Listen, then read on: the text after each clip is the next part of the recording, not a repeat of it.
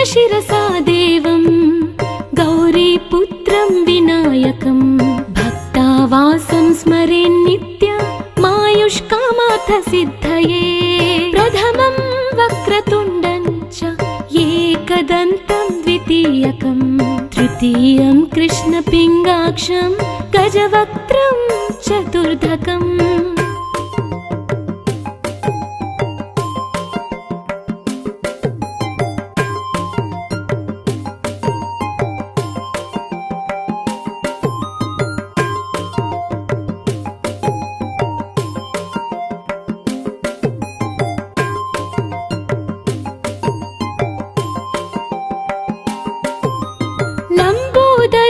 पंचमं च षष्ठं विकटमेव च सप्तमं विघ्नराजं च धूम्रवर्णं तथाष्टमं नवमं भालचन्द्रं च दशमं तु विनायकम् एकादशं गणपतिं द्वादशं तु गजाननम्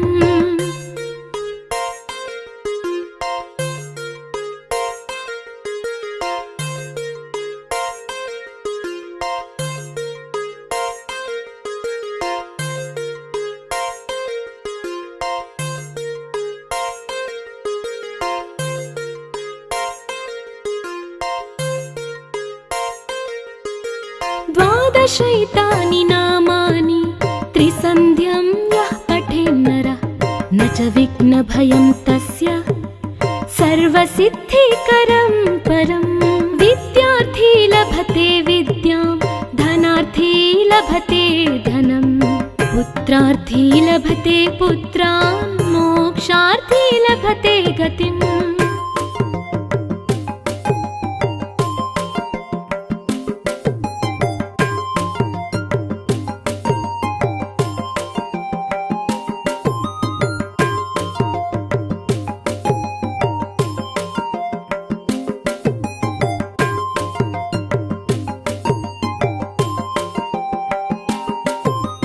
जपेत् गणपति स्तोत्रं षड्भिर्मासैः फलं लभेत् संवत्सरेण सिद्धिं च लभते नात्र संशयः अष्टभ्यो ब्राह्मणेभ्यश्च लिखित्वा यः समर्पयेत् तस्य विद्या भवेत् सर्वा गणेशस्य प्रसादतः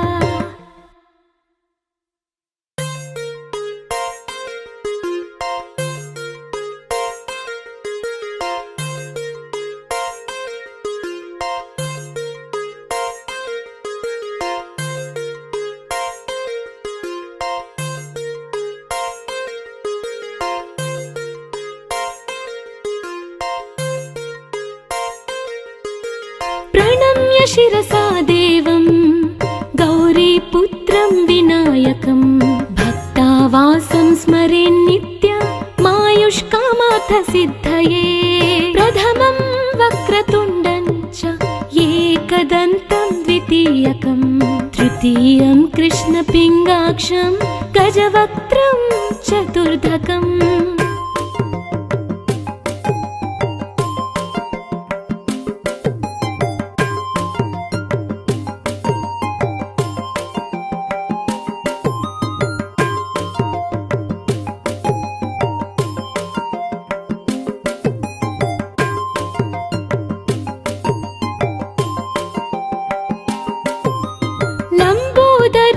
पंचमं च षष्ठं विकटमेव च सप्तमं विघ्नराजं च धूम्रवर्णं तथाष्टमं नवमं भालचन्द्रं च दशमं तु विनायकम् एकादशं गणपतिं द्वादशं तु गजाननम्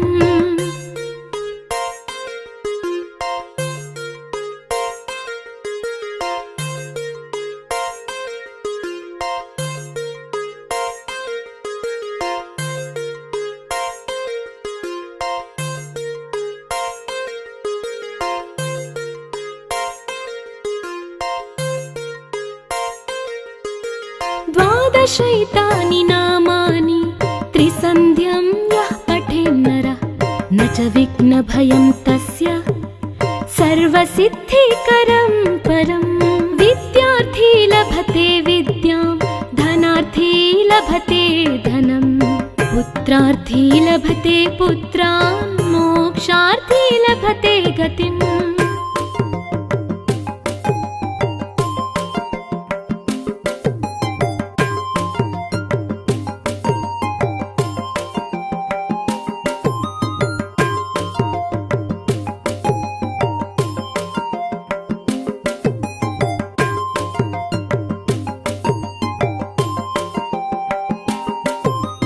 जपेत् गणपति स्तोत्रं षड्भिर्मासै फलं लभेत् संवत्सरेण सिद्धिं च लभते नात्र संशयः अष्टभ्यो ब्राह्मणेभ्यश्च लिखित्वा यः समर्पयेत् तस्य विद्या भवेत् सर्वा गणेशस्य प्रसादतः।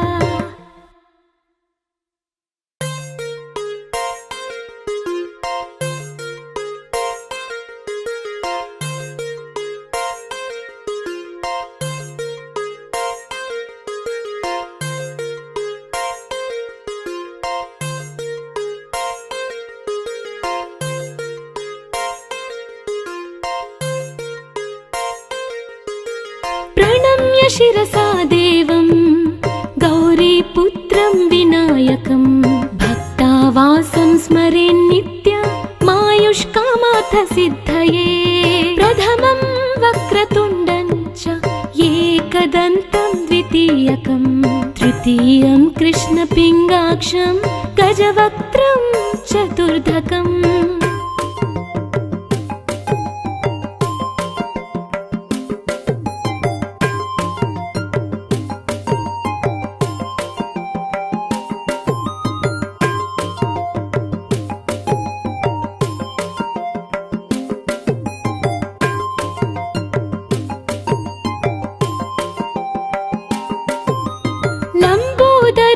पंचमं च षष्ठं विकटमेव च सप्तमं विघ्नराजं च धूम्रवर्णं तथाष्टमं नवमं भालचन्द्रं च दशमं तु विनायकम् एकादशं गणपतिं द्वादशं तु गजाननम्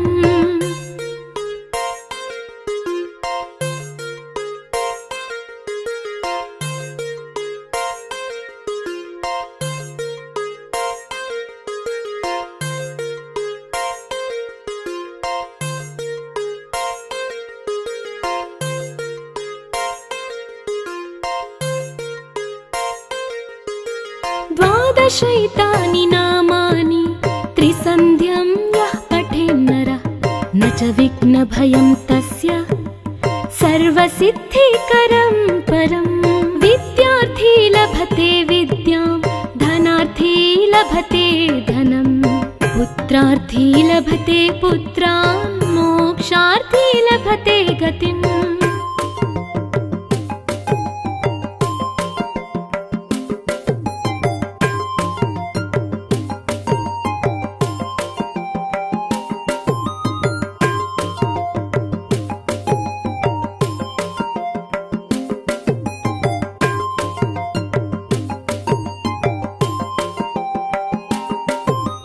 जपेत् गणपति स्तोत्रं षड्भिर्मासै फलं लभेत् संवत्सरेण सिद्धिं च लभते नात्र संशयः अष्टभ्यो ब्राह्मणेभ्यश्च लिखित्वा यः समर्पयेत् तस्य विद्या भवेत् सर्वा गणेशस्य प्रसादतः।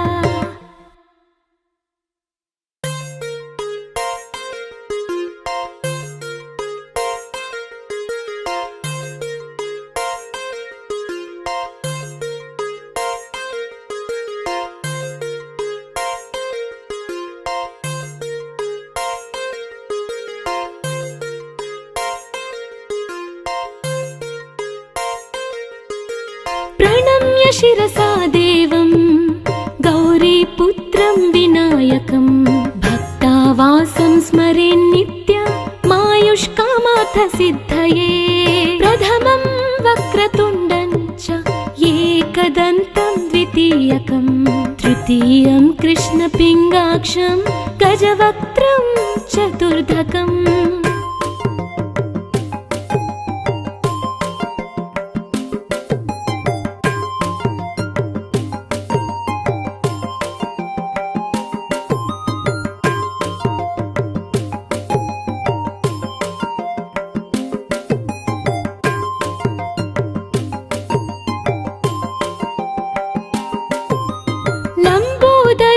पंचमं च षष्ठं विकटमेव च सप्तमं विघ्नराजं च धूम्रवर्णं तथाष्टमं नवमं भालचन्द्रं च दशमं तु विनायकम् एकादशं गणपतिं द्वादशं तु गजाननम्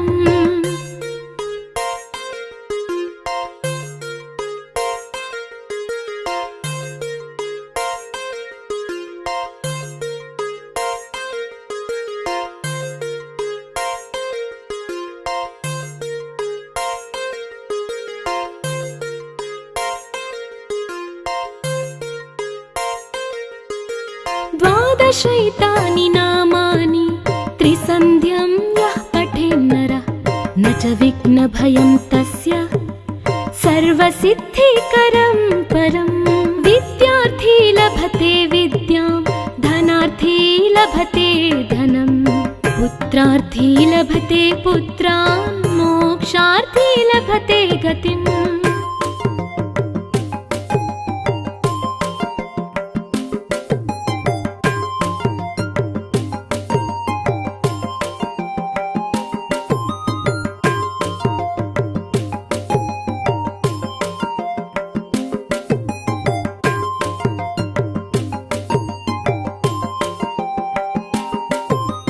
जपेत् गणपति स्तोत्रं षड्भिर्मासैः फलं लभेत् संवत्सरेण सिद्धिं च लभते नात्र संशयः अष्टभ्यो ब्राह्मणेभ्यश्च लिखित्वा यः समर्पयेत् तस्य विद्या भवेत् सर्वा गणेशस्य प्रसादतः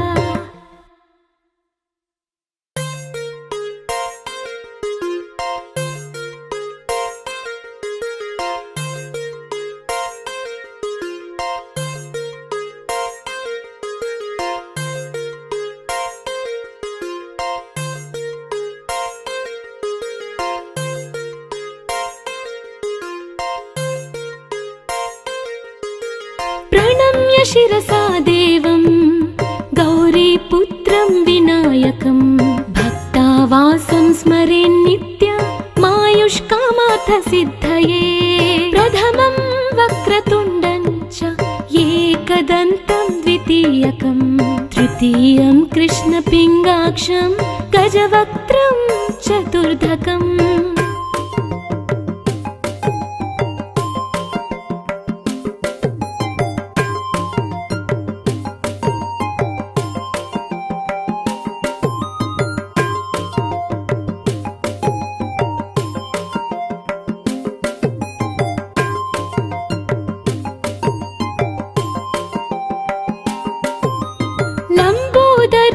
पंचमं च षष्ठं विकटमेव च सप्तमं विघ्नराजं च धूम्रवर्णं तथाष्टमं नवमं भालचन्द्रं च दशमं तु विनायकम् एकादशं गणपतिं द्वादशं तु गजाननम्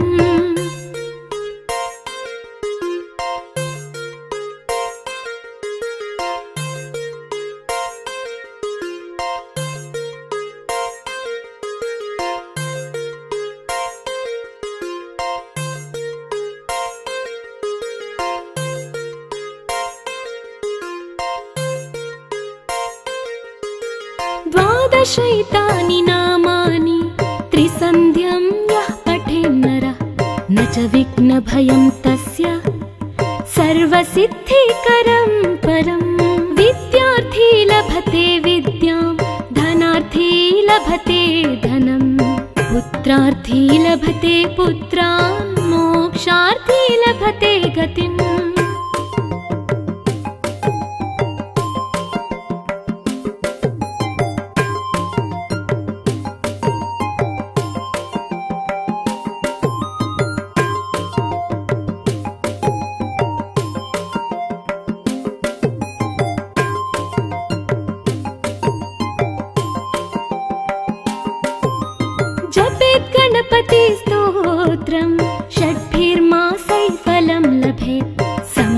संवत्सरेण सिद्धिं च लभते नात्र संशया अष्टभ्यो ब्राह्मणेभ्यश्च लिखित्वा यः समर्पयेत् तस्य विद्या भवेत् सर्वा गणेशस्य प्रसादता।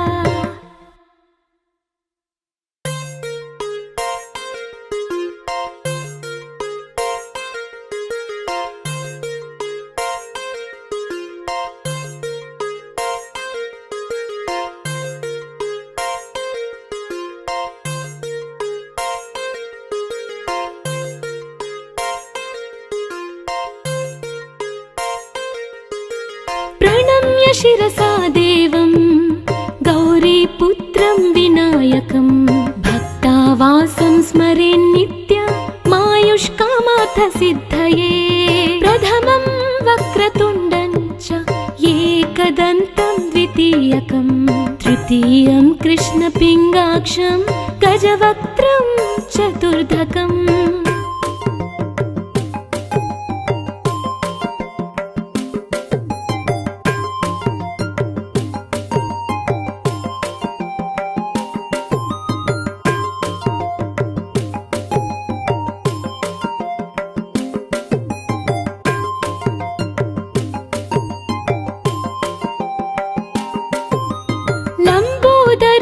पंचमं च षष्ठं विकटमेव च सप्तमं विघ्नराजं च धूम्रवर्णं तथाष्टमं नवमं भालचन्द्रं च दशमं तु विनायकम् एकादशं गणपतिं द्वादशं तु गजाननम्।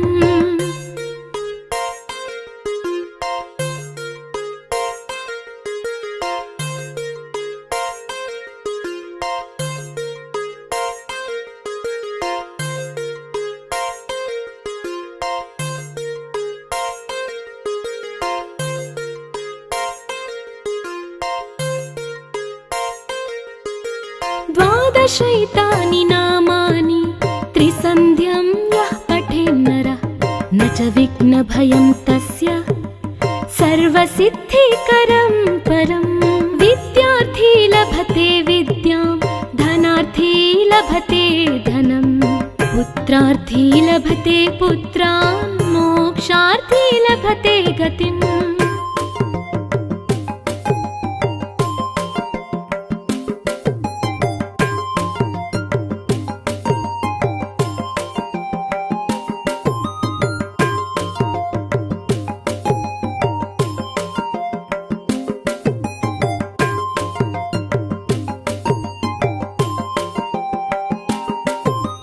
जपेत् गणपति स्तोत्रं षड्भिर्मासैः फलं लभेत् संवत्सरेण सिद्धिं च लभते नात्र संशया अष्टभ्यो ब्राह्मणेभ्यश्च लिखित्वा यः समर्पयेत् तस्य विद्या भवेत् सर्वा गणेशस्य प्रसादता।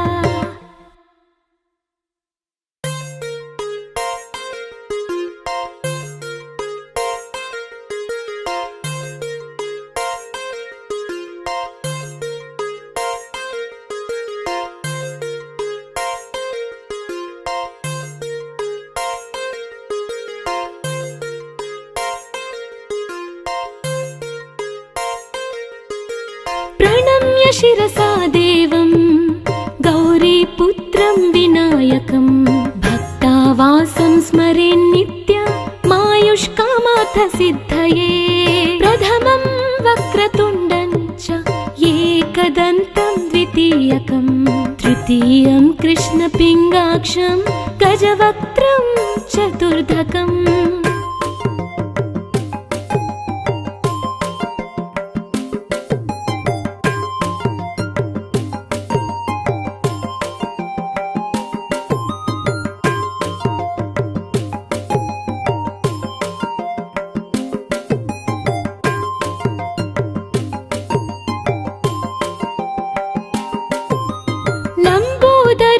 पंचमं च षष्ठं विकटमेव च सप्तमं विघ्नराजं च धूम्रवर्णं तथाष्टमं नवमं भालचन्द्रं बालचन्द्रं च दशमं तु विनायकम् एकादशं गणपतिं द्वादशं तु गजाननम्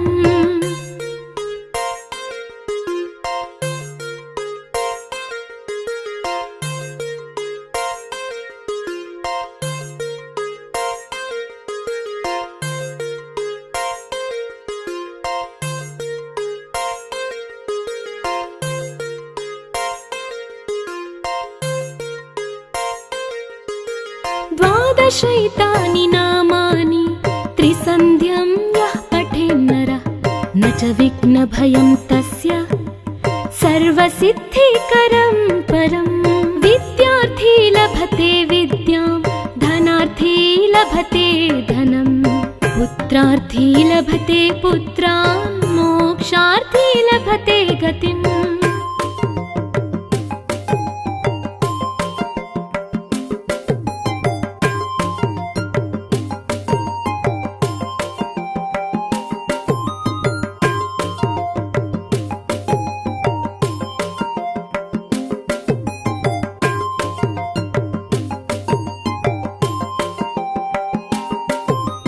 जपेत् गणपति स्तोत्रं षड्भिर्मासैः फलं लभेत् संवत्सरेण सिद्धिं च लभते नात्र संशयः अष्टभ्यो ब्राह्मणेभ्यश्च लिखित्वा यः समर्पयेत् तस्य विद्या भवेत् सर्वा गणेशस्य प्रसादतः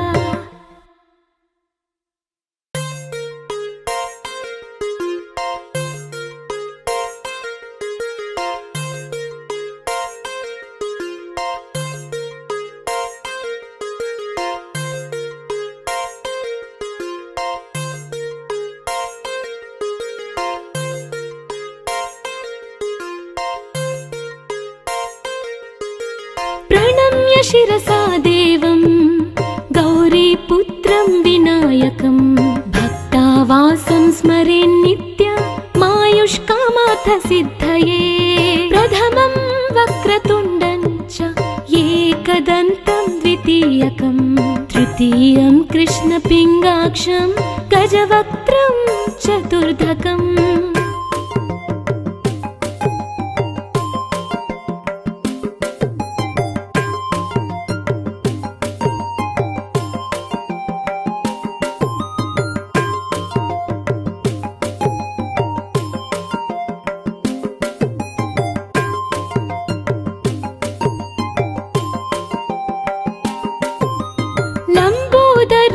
पञ्चमं च षष्ठं विकटमेव च सप्तमं विघ्नराजं च धूम्रवर्णं तथाष्टमं नवमं बालचन्द्रं च दशमं तु विनायकम् एकादशं गणपतिं द्वादशं तु गजाननम्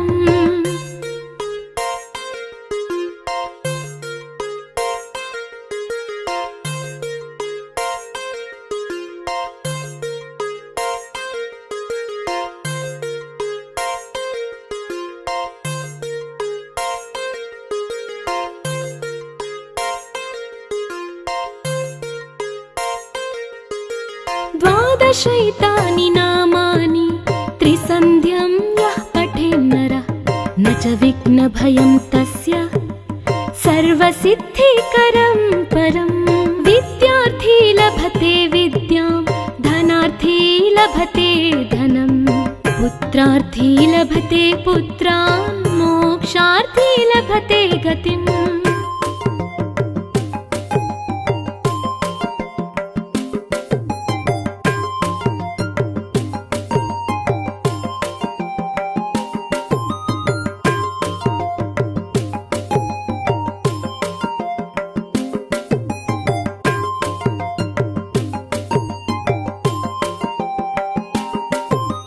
जपेत् गणपति स्तोत्रं षड्भिर्मासैः फलं लभेत् संवत्सरेण सिद्धिं च लभते नात्र संशयः अष्टभ्यो ब्राह्मणेभ्यश्च लिखित्वा यः समर्पयेत् तस्य विद्या भवेत् सर्वा गणेशस्य प्रसादता।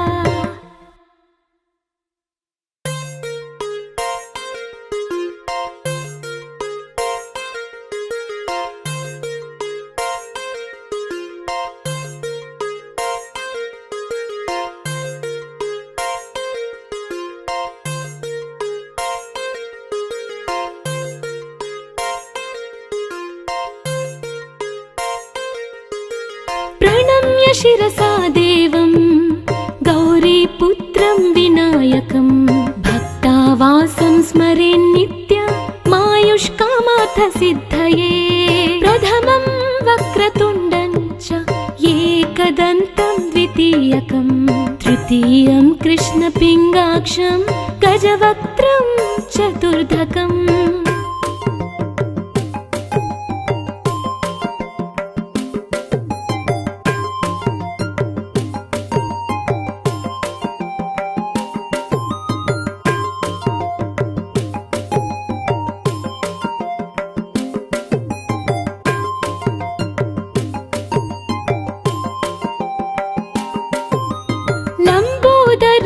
पञ्चमं च षष्ठं विकटमेव च सप्तमं विघ्नराजं च धूम्रवर्णं तथाष्टमं नवमं भालचन्द्रं च दशमं तु विनायकम् एकादशं गणपतिं द्वादशं तु गजाननम्।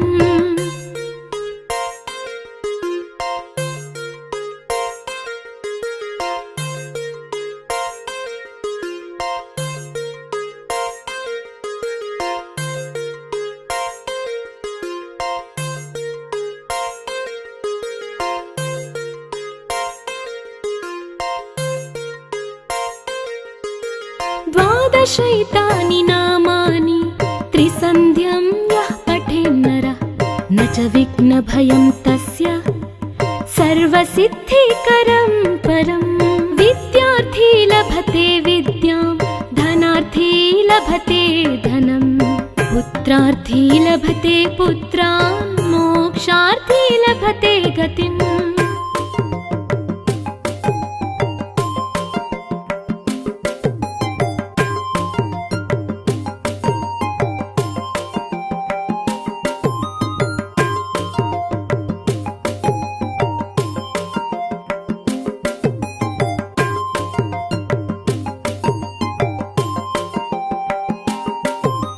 जपेत् गणपतिस्तोत्रं षड्भिर्मासैः फलं लभेत् संवत्सरेण सिद्धिं च लभते नात्र संशयः।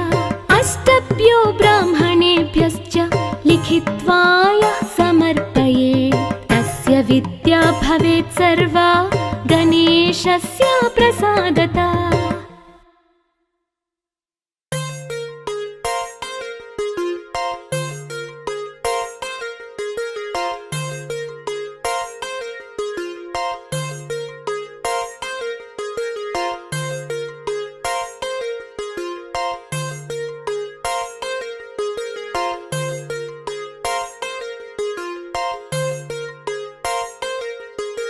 प्रणम्य शिरसा देवं गौरीपुत्रं विनायकं भक्तावासं स्मरेन्नित्यमायुष्कामार्थसिद्धये। प्रथमं वक्रतुण्डं च एकदन्तं द्वितीयकं तृतीयं कृष्णपिङ्गाक्षं गजवक्त्रं चतुर्धकम्।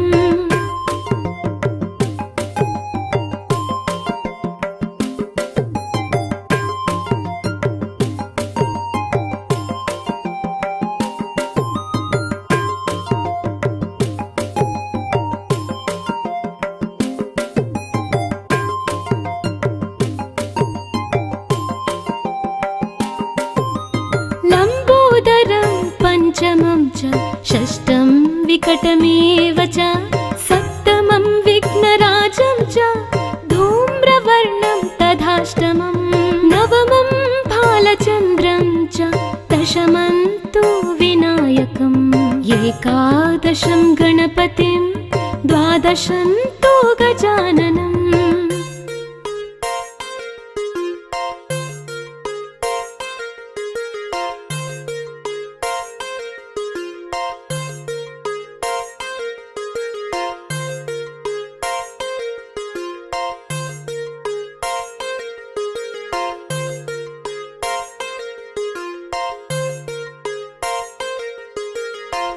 द्वादशैतानि नामानि त्रिसन्ध्यं यः पठेन्नरः न च विघ्नभयं तस्य सर्वसिद्धिकरं परम्। विद्यार्थी लभते विद्यां धनार्थी लभते धनं पुत्रार्थी लभते पुत्रान् मोक्षार्थी लभते गतिम्।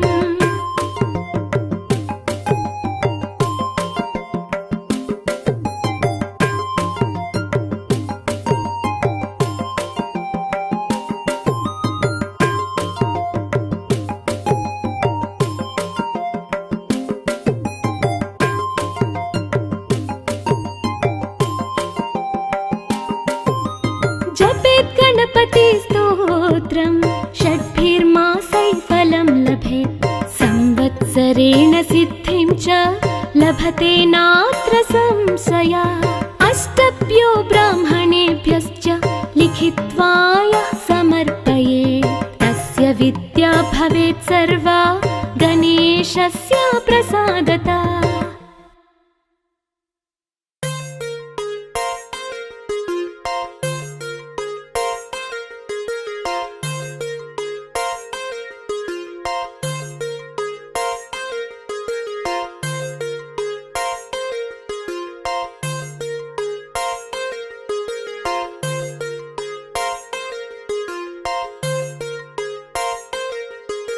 प्रणम्य शिरसा देवं गौरीपुत्रं विनायकं भक्तावासं स्मरेन्नित्यं मायुष्कामार्थ सिद्धये। प्रथमं वक्रतुण्डं च एकदन्तं द्वितीयकं तृतीयं कृष्णपिङ्गाक्षं गजवक्त्रं चतुर्धकम्।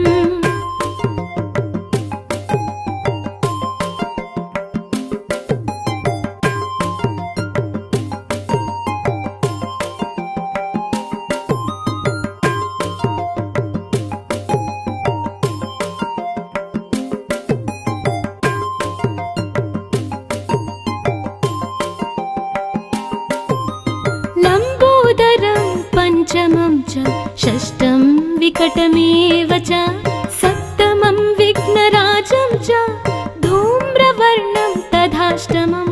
नवमं भालचन्द्रं च दशमं तु विनायकम्। एकादशं गणपतिं द्वादशं तु गजाननम्।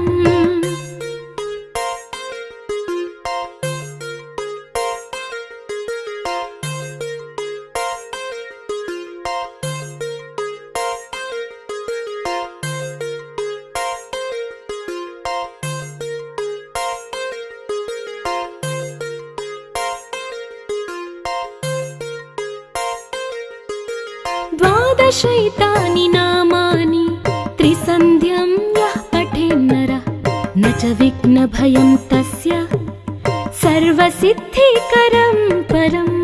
विद्यार्थी लभते विद्यां धनार्थी लभते धनं पुत्रार्थी लभते पुत्रान् मोक्षार्थी लभते गतिम्।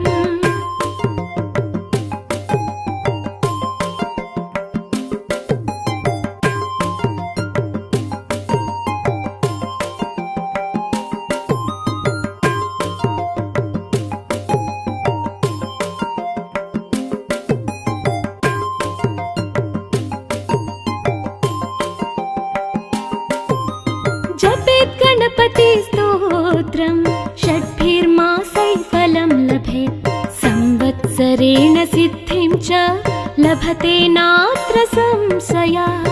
अष्टभ्यो ब्राह्मणेभ्यश्च लिखित्वा यः समर्पयेत् तस्य विद्या भवेत् सर्वा गणेशस्य प्रसादतः।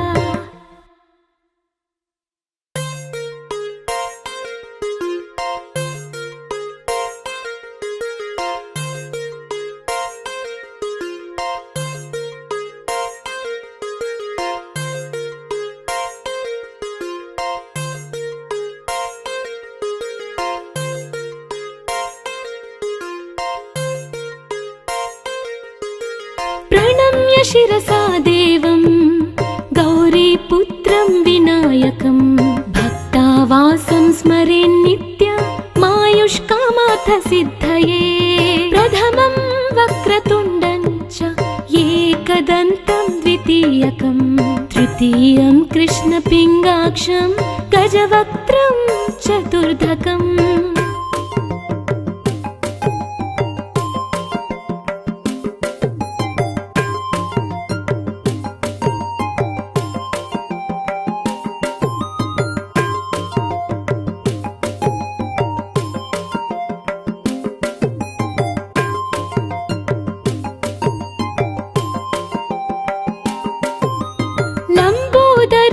पंचमं च षष्ठं विकटमेव च सप्तमं विघ्नराजं च धूम्रवर्णं तथाष्टमं नवमं भालचन्द्रं च दशमं तु विनायकम् एकादशं गणपतिं द्वादशं तु गजाननम्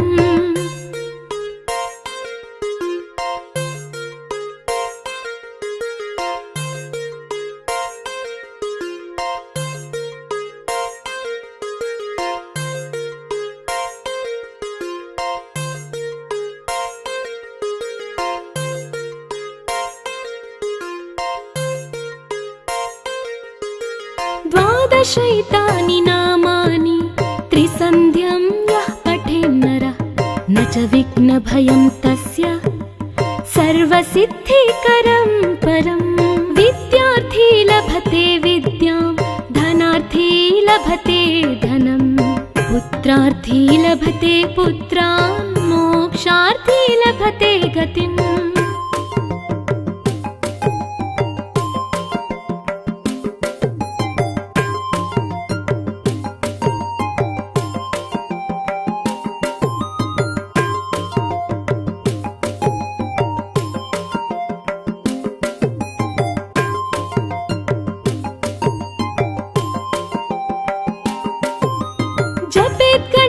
गणपतिस्तोत्रं षड्भिर्मासैः फलं लभेत् संवत्सरेण सिद्धिं च लभते नात्र संशयः अष्टभ्यो ब्राह्मणेभ्यश्च लिखित्वा यः समर्पयेत् तस्य विद्या भवेत् सर्वा गणेशस्य प्रसादतः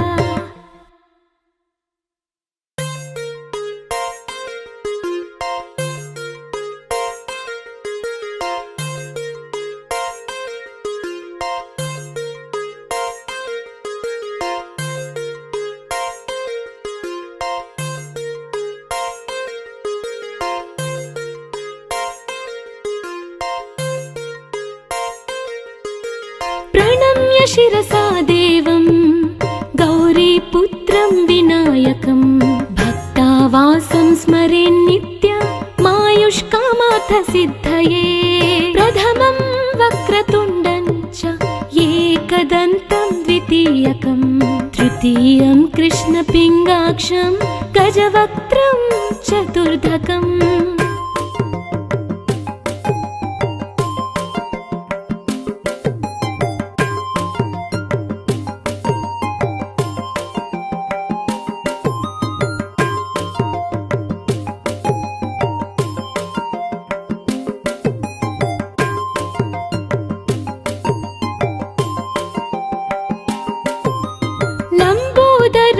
पंचमं च षष्ठं विकटमेव च सप्तमं विघ्नराजं च धूम्रवर्णं तथाष्टमं नवमं भालचन्द्रं च दशमं तु विनायकम् एकादशं गणपतिं द्वादशं तु गजाननम्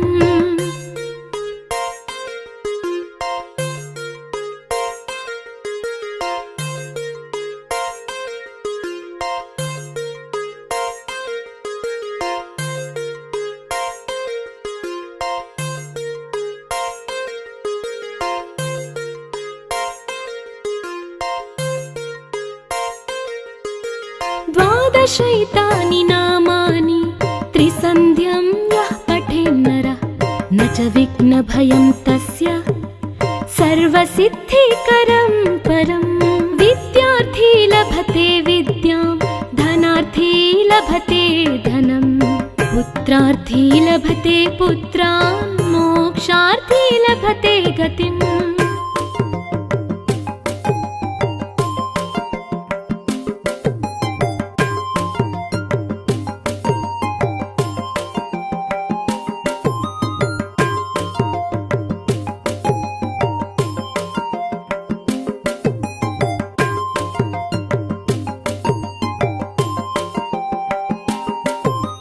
जपेत् गणपति स्तोत्रम् षड्भिर्मासै फलं लभेत्। संवत्सरेण सिद्धिं च लभते नात्र संशयः। अष्टभ्यो ब्राह्मणेभ्यश्च लिखित्वा यः समर्पयेत् तस्य विद्या भवेत् सर्वा गणेशस्य प्रसादतः।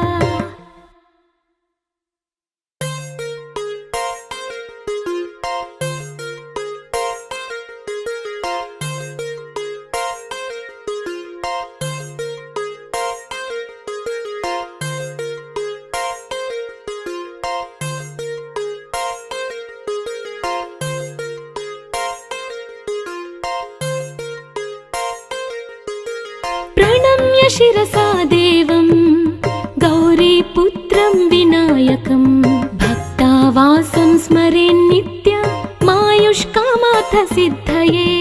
प्रथमं वक्रतुण्डं च एकदन्तं द्वितीयकं तृतीयं कृष्णपिङ्गाक्षं गजवक्त्रं चतुर्धकम्।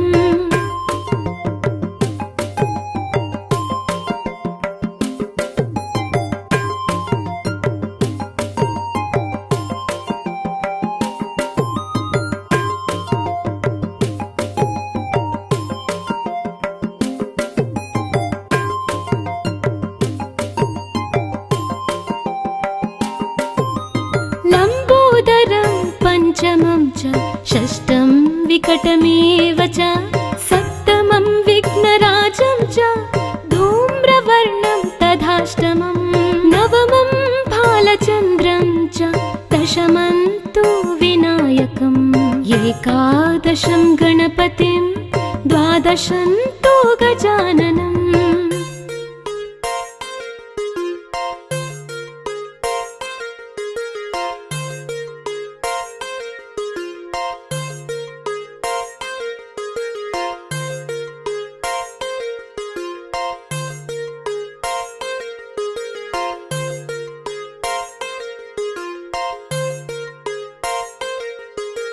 द्वादशैतानि नामानि त्रिसन्ध्यं यः पठेन्नरः न च विघ्नभयं तस्य सर्वसिद्धिकरं परम्।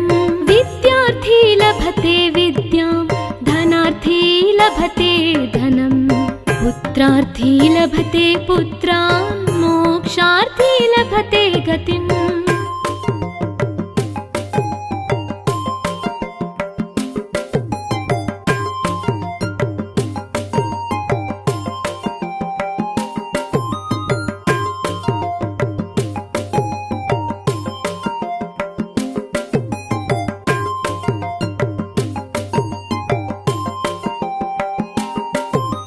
जपेत् गणपति स्तोत्रम् षड्भिर्मासै फलं लभेत्। संवत्सरेण सिद्धिं च लभते नात्र संशयः। अष्टभ्यो ब्राह्मणेभ्यश्च लिखित्वा यः समर्पयेत् तस्य विद्या भवेत् सर्वा गणेशस्य प्रसादतः।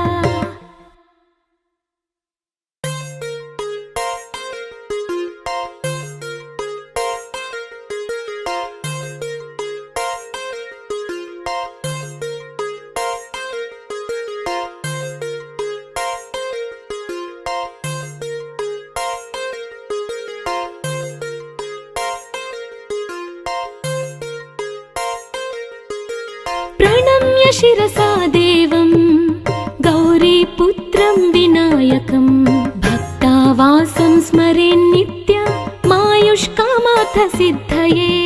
प्रथमं वक्रतुण्डं च एकदन्तं द्वितीयकं तृतीयं कृष्णपिङ्गाक्षं गजवक्त्रं चतुर्धकम्।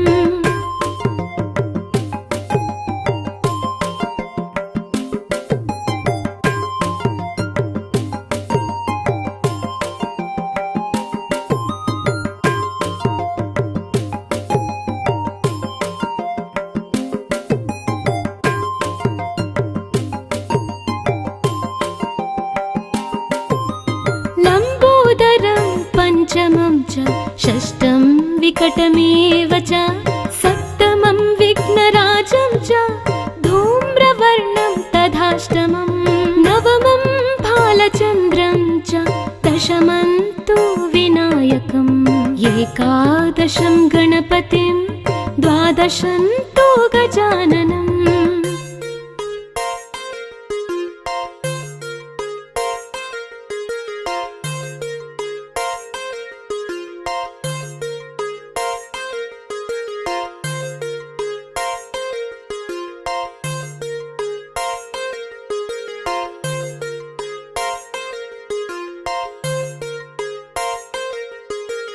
द्वादशैतानि नामानि त्रिसन्ध्यं यः पठेन्नरः न च विघ्नभयं तस्य सर्वसिद्धिकरं परं विद्यार्थी लभते विद्यां धनार्थी लभते धनं पुत्रार्थी लभते पुत्रान् मोक्षार्थी लभते गतिम्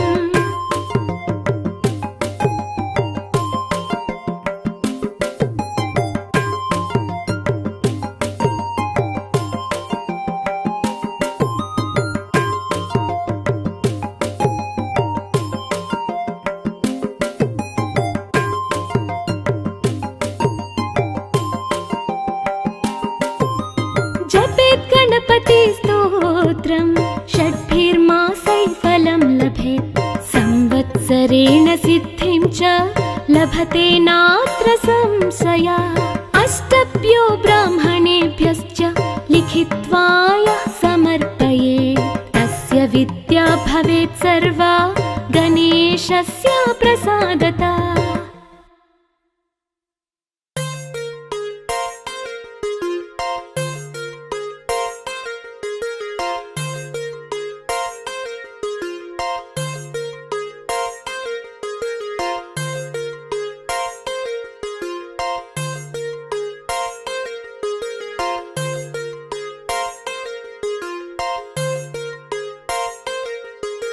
प्रणम्य शिरसा देवं गौरीपुत्रं विनायकं भक्तावासं स्मरेन्नित्यमायुष्कामार्थसिद्धये प्रथमं वक्रतुण्डं च एकदन्तं द्वितीयकं तृतीयं कृष्णपिङ्गाक्षं गजवक्त्रं चतुर्धकम्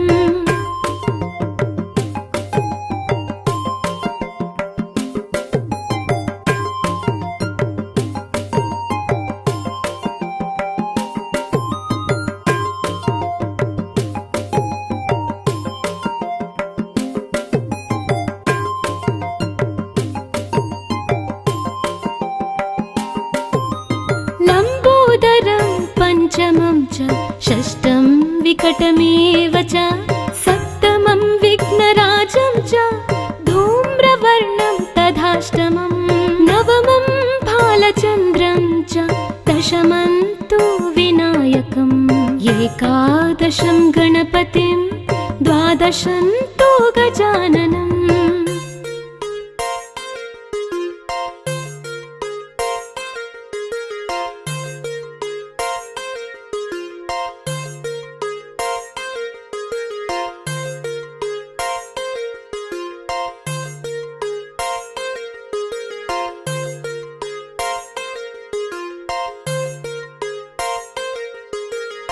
द्वादशैतानि नामानि त्रिसन्ध्यं यः पठेन्नरः न च विघ्नभयं तस्य सर्वसिद्धिकरं परं विद्यार्थी लभते विद्यां धनार्थी लभते धनं पुत्रार्थी लभते पुत्रान् मोक्षार्थी लभते गतिम्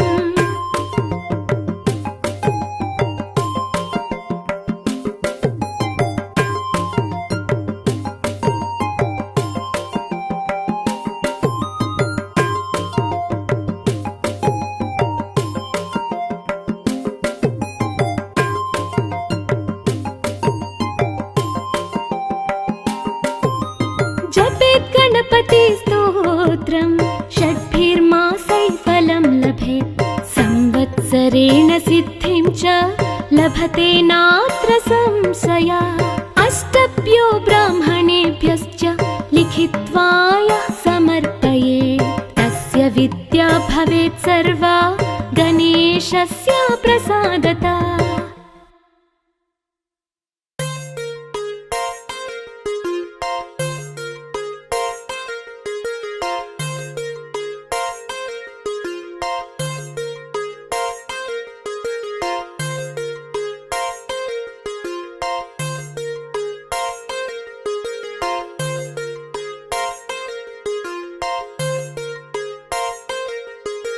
प्रणम्य शिरसा देवं गौरीपुत्रं विनायकं भक्तावासं स्मरेन्नित्यमायुष्कामार्थ सिद्धये।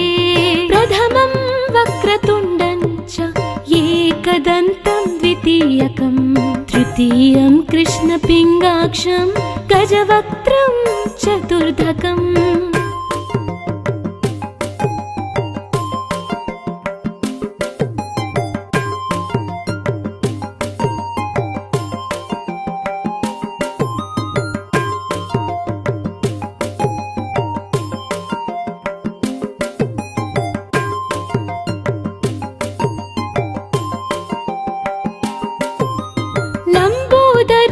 पंचमं च षष्ठं विकटमेव च सप्तमं विघ्नराजं च धूम्रवर्णं तथाष्टमं नवमं भालचन्द्रं च दशमं तु विनायकम् एकादशं गणपतिं द्वादशं तु गजाननम्।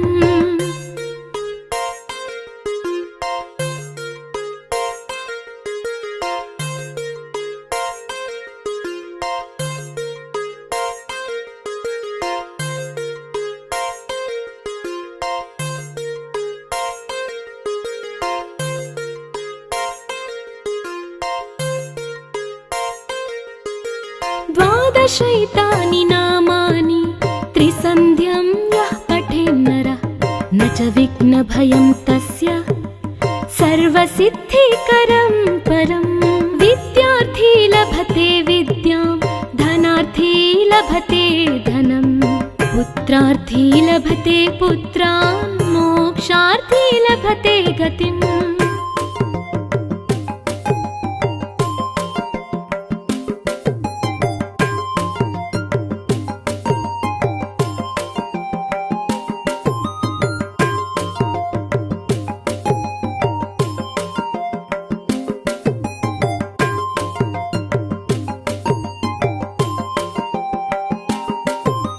जपेत् गणपति स्तोत्रं षड्भिर्मासैः फलं लभेत् संवत्सरेण सिद्धिं च लभते नात्र संशयः। अष्टभ्यो ब्राह्मणेभ्यश्च लिखित्वा यः समर्पयेत् तस्य विद्या भवेत् सर्वा गणेशस्य प्रसादतः।